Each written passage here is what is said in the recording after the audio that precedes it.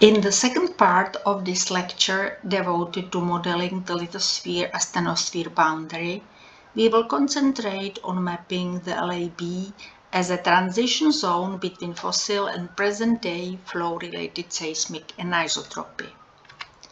The LAB delimits the bottom of tectonic plates, and it is thus the most important among several other upper mantle discontinuities from point of view of plate tectonics. Though the most important, it is less understood boundary within the Earth. Except of the LAB, the impedance increases across all other discontinuities, including the Lehmann discontinuity beneath the continents. Velocity decreases only at the Gutenberg discontinuity beneath oceans. Question: where is the LAB and what is physical meaning of the LAB beneath continents remain. In this part, we will present an isotropic view on the lithosphere-asthenosphere system and will show models of the LAB based on different anisotropic parameters derived from different types of seismic waves. In case of surface waves, LAB depth can be estimated from changes in radial and azimuthal anisotropy. Travel times of longitudinal body waves are sensitive to seismic anisotropy as well. Based on depth variations of velocity and anisotropy, it means its strength and orientation, we model the LAB as a transition between fossil anisotropy in the plates and the present-day flow-related anisotropy in the asthenosphere. Several hypotheses relate anisotropy changes to the Lehmann discontinuity, which lies at depth of about 220 kilometers on average. It is explained as a boundary between isotropic and anisotropic layers, or layers with different types of anisotropy. Different definitions of LAB and techniques of this modeling were presented and compared in the first part of this lecture. Various LAB definitions can result in various estimates of LAB depth. Disagreement among the models might reflect either real differences in physical fundamentals of various LABs or inaccuracy and limitations of individual methods. Gutenberg defined the lithosphere as the high-velocity outer layer of the Earth underlain by a low-velocity zone or a region where positive velocity gradient diminishes. Following Gutenberg's fourth definition, we model the European LAB from teleseismic P-wave travel time deviations.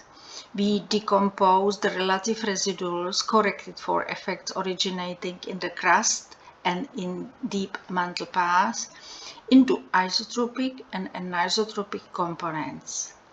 Relatively earlier or delayed static terms at individual stations are then transformed into the LAB depth variations. For that, we derived empirical relation between the LAB depth and residuals with gradient of 9.8 km per 0.1 second, which fit the relative residual changes between the known shallowest and deepest LAB in Europe. Beneath the Europe, we modeled the LAB at about 60 km depth beneath basins and rifts, or in the southwestern edge of the Baltic Shield in the north.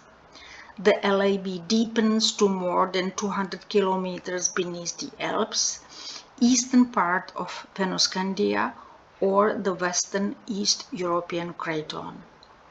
Relief of LAB beneath the Phanerosaic part is more distinct than beneath the Precambrian part. In some regions, there are distinct changes in depth of LAB on short distances. As mentioned before, disagreement among the models might reflect either real differences in physical fundamentals or method inaccuracy and limitations. As an example of LAB depth derived from different physical parameters, we show seismic LAB and its depth related to an increase of electric conductivity from magnetometric measurements. It is evident that the two methods do not image the same interface. If parameters of seismic anisotropy, namely its orientation and intensity, change at depth, the LAB can be defined as a boundary between the zones with different anisotropy. In case of surface waves, these changes are expressed in depth changes of radial or azimuthal anisotropy. Models derived from surface waves assume horizontal fast velocity directions. We analyzed depth variation of relative radial anisotropy in a global Earth model and found 5 basic types of the depth dependencies. The curves differ significantly in the upper 250 kilometers. Individual types of the curves cluster and could be related to tectonics. To derive a global model of LAB, we analyzed radial and azimuthal anisotropy jointly.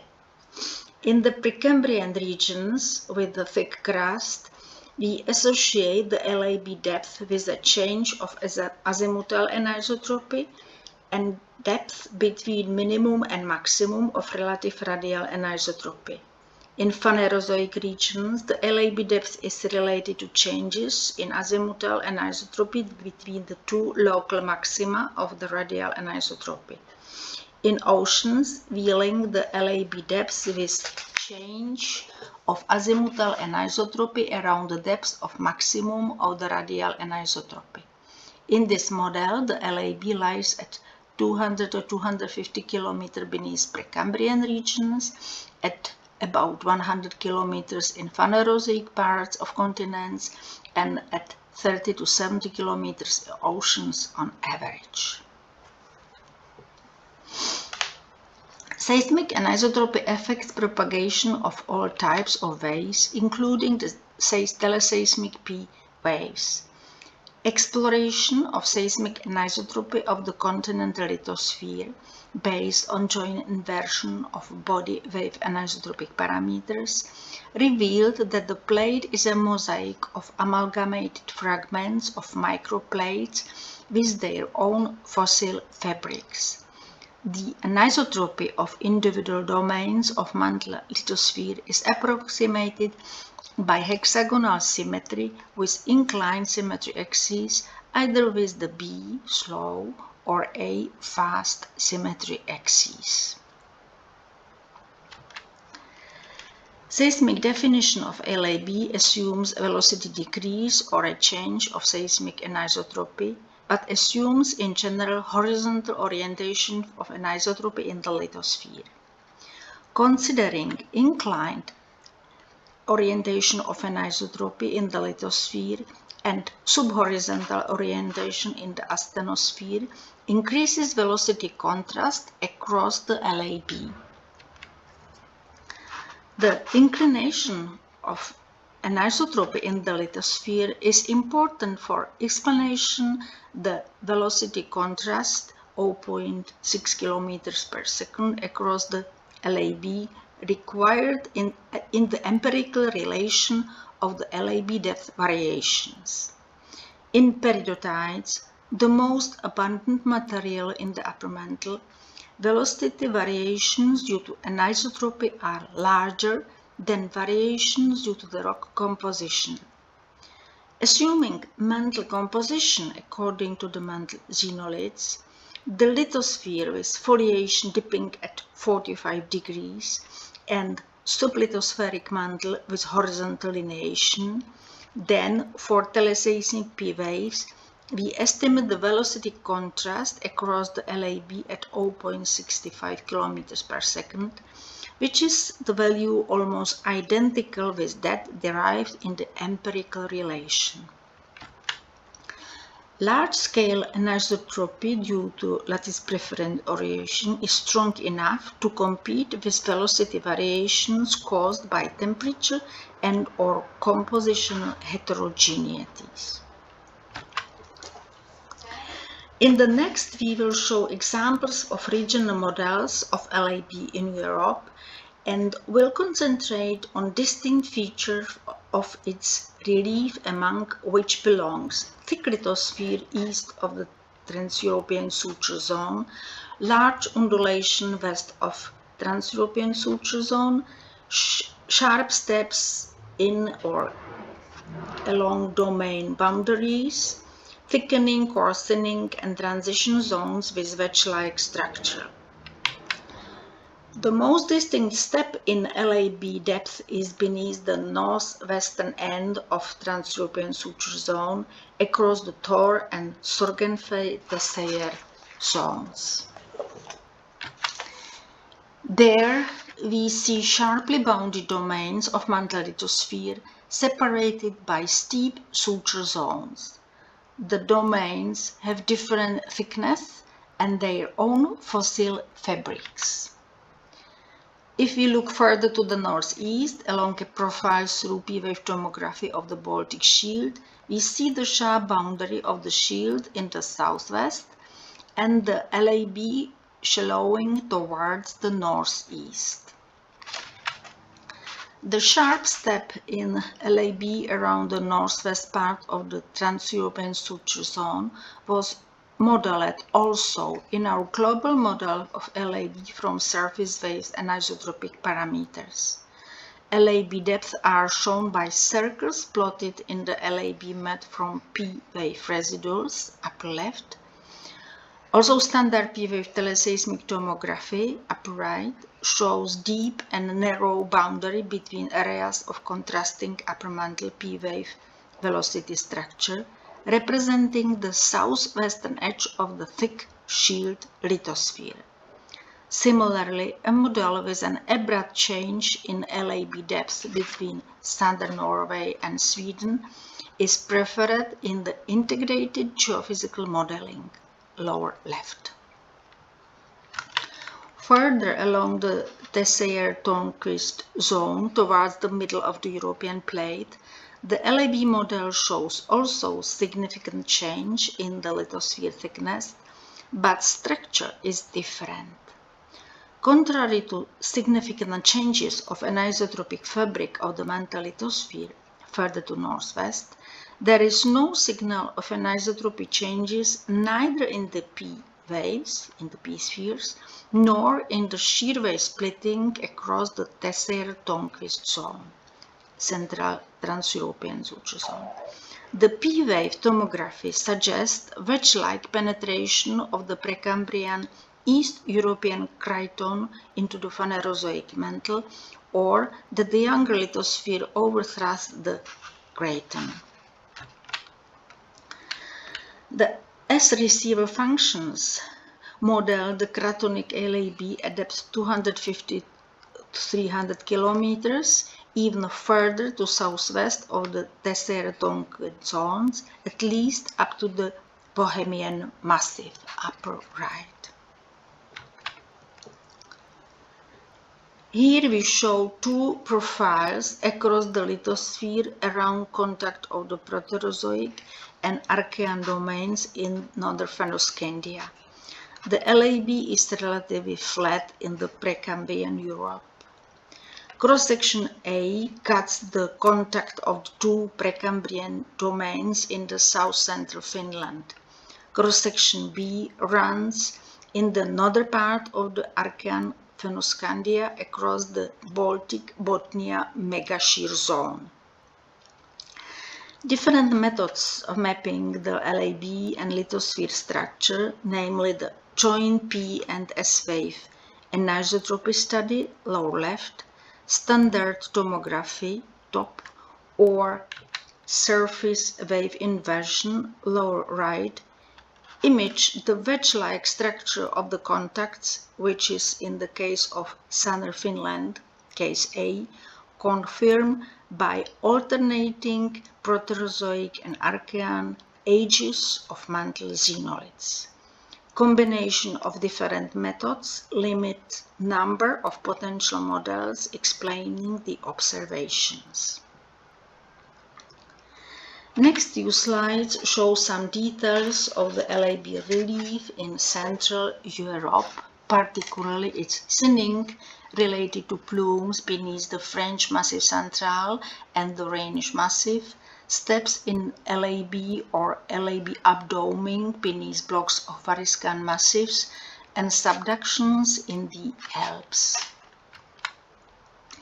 The LAB depth beneath the French Massif Central varies between 80 and 140 kilometers.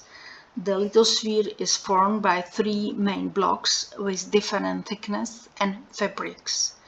The blocks are sharply separated by the SH and TOF-Ogiper fault zones. The thinnest southeastern block is affected by the so-called baby plume. Contrary to the Massif Central, the LAB is shallow beneath the entire Rhenish Massif, and the shallowing extends further to the northwest. Similarly to Massif Central, the steep, narrow, low-velocity heterogeneity, imaged in seismic tomography, is interpreted as another baby plume in Europe. The Bohemian Massif is the largest from the Variscan Massif. It consists from several domains of mantle lithosphere with their own anisotropic fabrics, lower right, and varying depth of LAB, upper left. Individual mantle lithosphere domains keep their own consistent patterns, which changes at domain boundaries. The LAB shallows along the boundaries of the tectonic domains of the massif, particularly in its western part along the Eger Rift, or along a zone between Sudets and Silesian in the northeast. The LAB shallowing mapped in the northeastern Bohemian Massif is at least as shallow as beneath the Eger Rift or even shallower. It is localized beneath the transition zone between the Sudets and Silesian units along the Old Town Belt.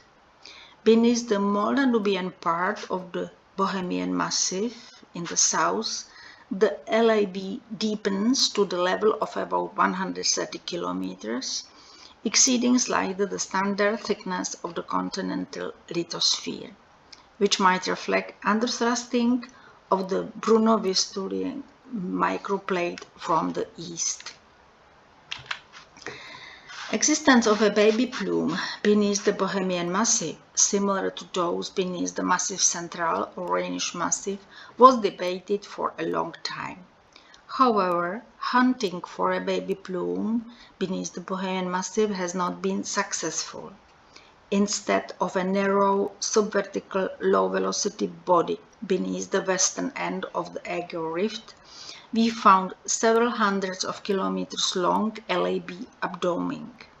The abdoming extends in the southwest-northeast direction along the whole Eger Rift or even further. The broad and long abdoming of the LAB is visible also in cross-section through teleseismic bodyweight tomography. Right.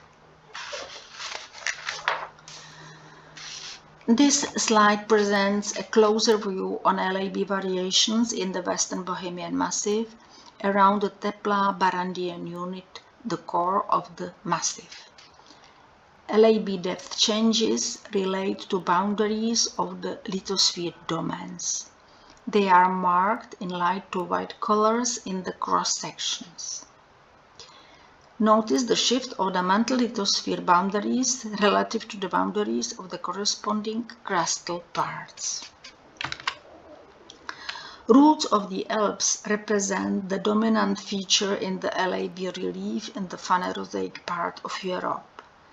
This slide shows LAB variations along the north-south transect in Central Europe, calculated from data recorded during the ALP Array EASY experiment, which focused on the Europe-Adria plate contact beneath the Eastern Alps.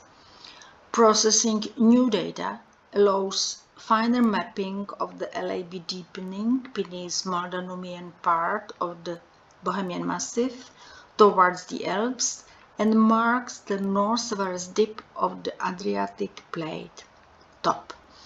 This result is corroborated also in images retrieved in previous tomography, lower left, and in the recent teleseismic P-wave tomography in a 200 kilometers broad band along the EASY transect, lower right. Beside the clear image of the short northward subduction of the Adriatic plate, we localized a small-sized, isolated, high-velocity heterogeneity beneath the thunder rim of the Bohemian Massif. Considering seismic anisotropy and exploration in 3D result in LAB models which, along with LAB modeling based on joint analysis with other physical parameters, helps us to decipher what is the LAB at all and how we are able to visualize it.